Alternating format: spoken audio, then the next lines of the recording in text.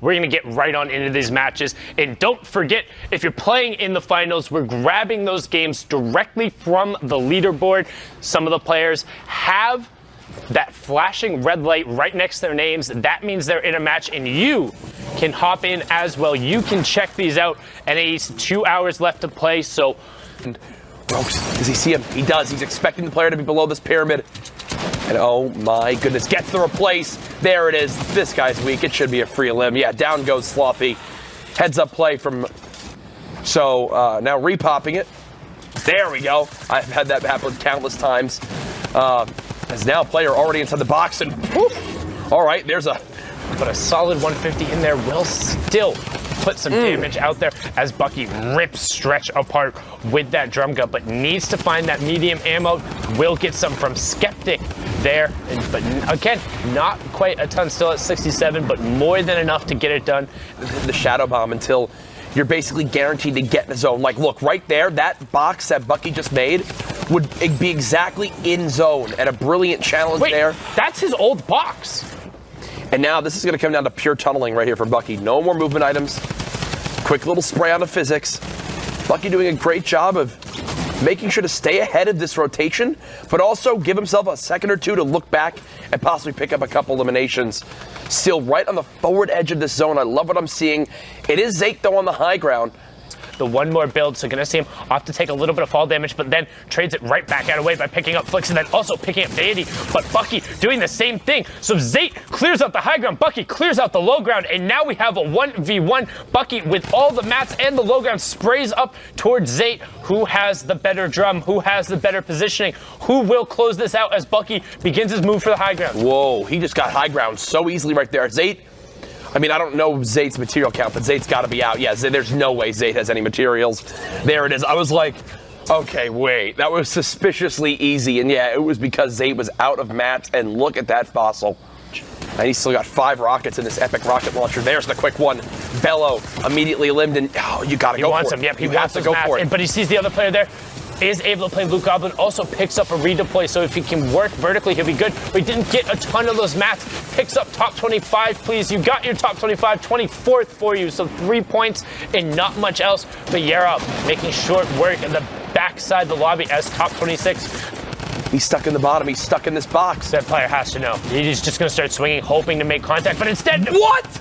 Picks up Young Lord, so if you're not jumping around, you don't get any type of indication the player is there, so Vice opting to just stay stationary and stay right in front of him. He gets the drop on him. But very low on HP. Yeah, T-Chad up on that ultimate high. Brian T on the mid-tarp takes out Flame as we get closer to that last placement threshold. There's Vice holding the edit angle, gets one good attack shot, opts to pop what I think is his last, yes, it's going to be his last smoke bomb now as he tries to work up vertically, trying to extend the time, gets onto the mid-tarp. 1, 2, 3 shots with that rare attack onto Brian T, and he picks that one up. 6 players remaining as all the shots are going out. Picks up Nikiski as well for top 5. Those are their high impact elims, and he's not done as he drops down and picks up Chewy as well. Vice, 6 elims so far, and now it's all about the elims and the victory rail, and it's down. Tied at Vice is putting on a clinic. He says, this is my Sunday, take it away from me. Vice, 7 elims. At max HP as well.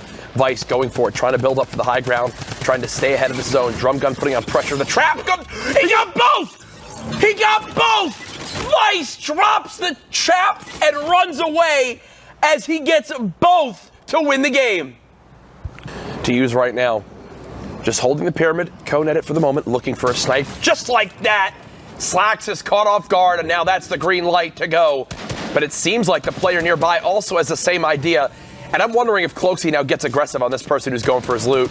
Turns back for the one nearby. That's a quick little 60 tag. I'm nervous because he is not covering his back there with the player who just played Luke Goblin. However, for the solos but has yet to qualify, there's very few of them. He's being the one up there with the highest average. Rogue Shark is also up there on that list as we hop on board with him, taking out Hokage Wintru and then just pushing forward. Doesn't care if the trap is there. Let the trap go off, Kearney.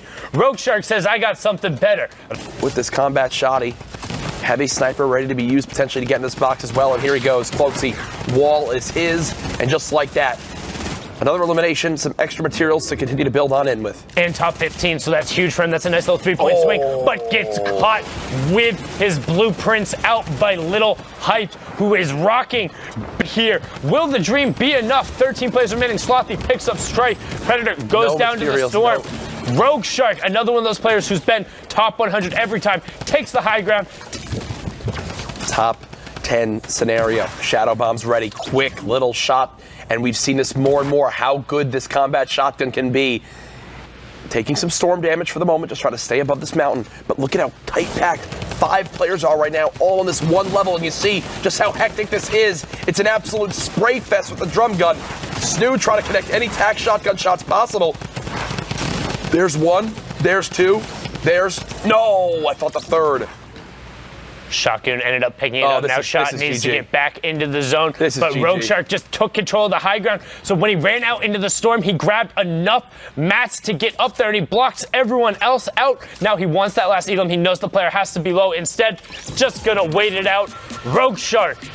With that being said, though, we've seen so many of these qualifying spots come down to tiebreakers, come down to the very last elimination, sometimes coming down to two tiebreakers deep.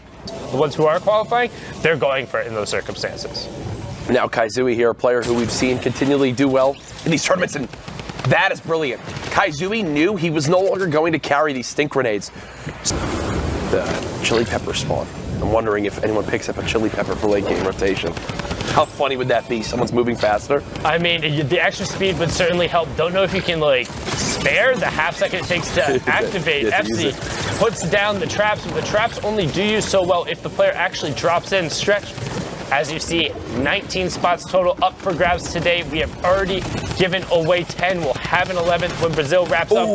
And Sprite sticking with it, picking up Strawberry's lap. And Sprite was actually... And now he's going to turn back and look at those players because they're going to be forced to rotate into him. They were getting their last shots off before they had to move, and he's now going to pick up elims for it. He was ready, puts the trap down, and then blocks that player underneath. That player is going to be able to disengage either out the side or down the bottom, but Stretch to the full 100 HP. And now just leaving that side open, knowing the players aren't going to be looking towards his direction just because the angle of the rotation picks up Sofa. Does get cracked back a little bit, so needs to find some space. The Potman is again opting not to full cover himself because, again, I like that right now he's being conservative. Yeah, I like that a lot. Wasn't overbuilding on high ground, knowing he's probably going to drop down. Even now, still just putting enough connected, making sure to stay exactly where he needs to. Cluster. WD being picked up by Fernando. You have Sprite, who's in the high ground in your top right, as Damien picks up Zayt, and that was outside of the top 5, so drop points there for Zayt, as now it's all about the elims and the victory out. Stretch drops down, picks up Fernando, but Sprite has just been running it. I mean, Stretch should not be able to win this game. He's going to drop him down, though. He's going to start to spray. This build could collapse here at any moment. Doesn't actually finish shooting it out. Sprite goes to challenge, got it. Yep. That's it. Well done by Sprite. Kind of builds on out into the zone for a second. I had this conversation with some top players from across different games, and I was like, what is it about these kids? Like, what makes this possible? And honestly, one thing that was really brought up to me that stood out was one of them said, when you are this age, and this is like for a lot of these kids, it's their first big game competing in. They're so new to it. There's the awe of it all. That's all they're thinking about. All they want to do is get better, and they love every second of it. Well, and a big thing there, too, you talk about the whole, like, almost being addicted to wanting to get better. One thing I've noticed with a lot of these guys, and I wouldn't necessarily say it's addicted to it, but they hate losing a creative against one of your teammates when you're just warming up.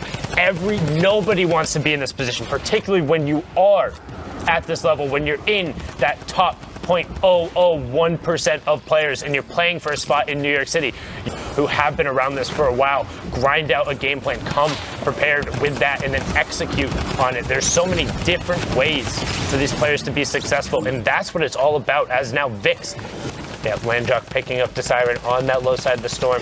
You have Dubs, again, recently signed by FaZe with this duo Mega, dominating that high ground right now, utilizing that drum gun inside kind of that comfort zone of having the 100 medium ammo, so he's going to be able to just spray and punish as aggro goes down. Landjock picks up call-in frags as well. So now we're into that top 5. It's all about the Elims and the victory royale. Jaden Shots goes down to the Storm. Dubs is still pressing forward. Like I said, the best of the best aren't concerned with just barely making it. They want to win every fight. They want every point.